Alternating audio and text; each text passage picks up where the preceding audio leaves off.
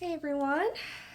So we are going to go ahead and talk about the first part of Tress. I'm going to do 4 of these videos. So um, let's go ahead and get started. I'm going to do 4 sections. I'm going to do the positives, the negatives, predictions, and then some of our favorite quotes.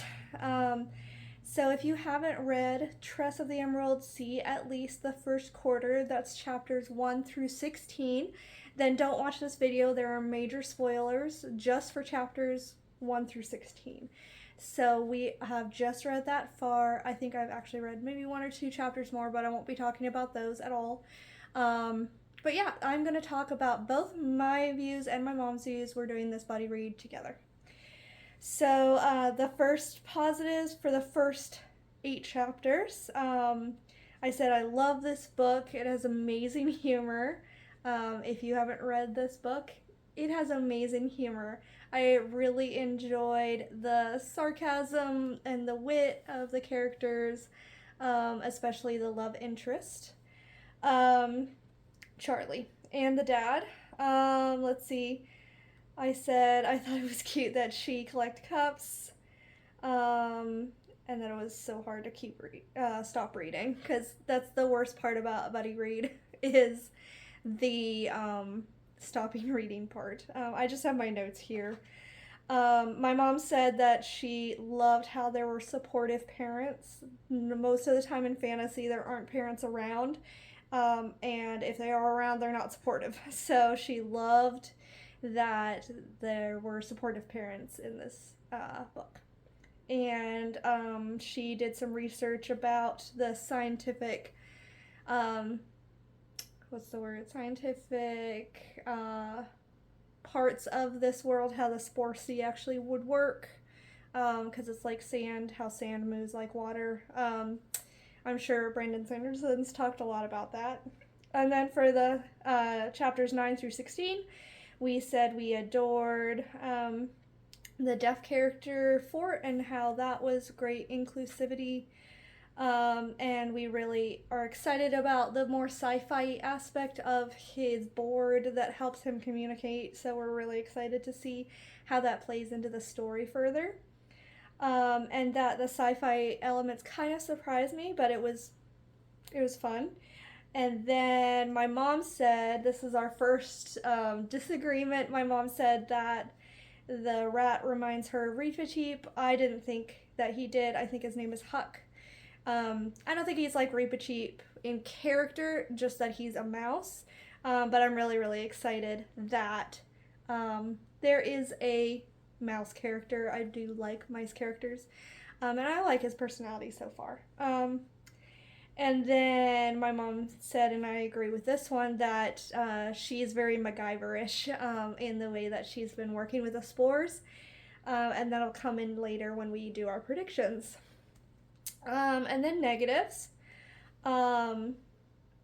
So we didn't actually have any negatives for chapters 1 through 8. We thought it was an amazing introduction. No complaints. My mom was a little worried about the pirate aspect of the story because she doesn't really like pirates, but it really surprised her. She really liked it a lot. But the second half, we did have a couple of negatives, but not a lot. I said my negative was I don't really like talks about toilets in my fantasy. Call me old-fashioned. I like my fantasy to be very escapist, so I didn't really like that they were talking about toilets. And then I didn't like the Doug thing. If you don't know, well, hopefully you do because this has spoilers in it. The characters he doesn't feel like naming, he just calls Doug, so he says one of the Dougs.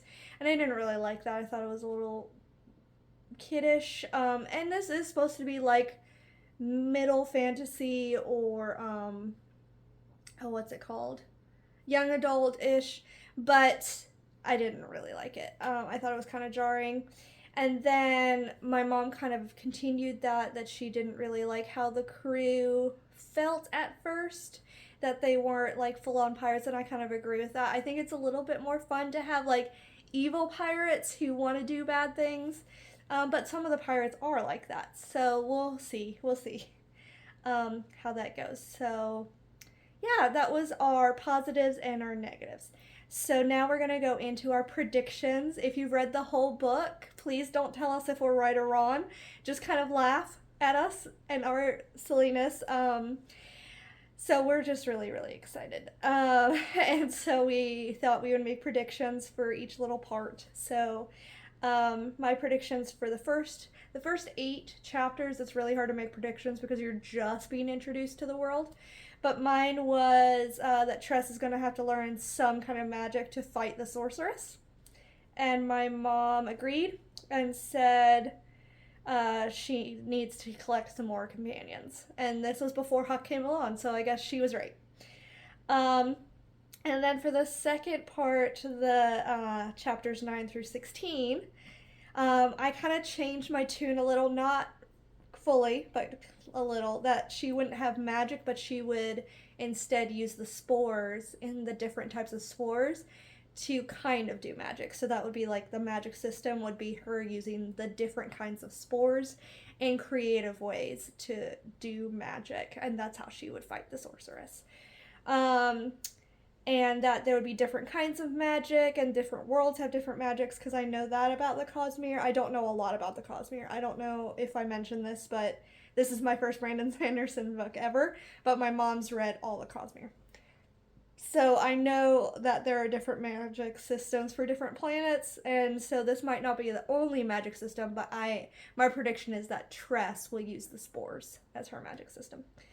Um, my mom agreed about that. She said that she predicts that Tress will be the cook on the ship, and that's how she'll kind of get in the crew's good graces, is by being the cook of the ship. So I really, really like that prediction. I really agree that that's set up really well, and if that happens, I'm gonna be so happy because I was a cook once, so I think that would be really, really great if she becomes the chef. So yeah, that was our predictions for this little first fourth of the book. So now I just thought I would pick out some quotes because I really, really like those. I love page 44. He went out to do some advanced fathering. That's so cute. I love it so much. I love the why are there always fair maidens, or there maidens that are unfair. I just love these quotes so much. And then later in the book, there's a really great quote. It's kind of long. I won't read the whole thing. It might seem that the person who can feel for others is doomed in life. But then it says, yeah, I found that people who are the happiest are the ones who learn best how to feel. And I really, really like that a lot because I've seen the effects of isolating yourself and it's really never good.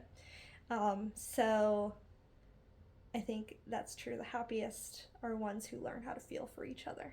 I really, really like that a lot. So yeah, that was my experience reading the first fourth of Tress of the Emerald Sea, and next time I'll be doing chapter 17 to I think it's 32, the middle. And then we'll do the third, fourth, and the fifth, fourth. So yeah, it was great talking to y'all. Please, in the comments below, do not spoil anything. I have not read past chapter 16, or maybe 17 or 18. Okay, so thank you so much for watching. Bye!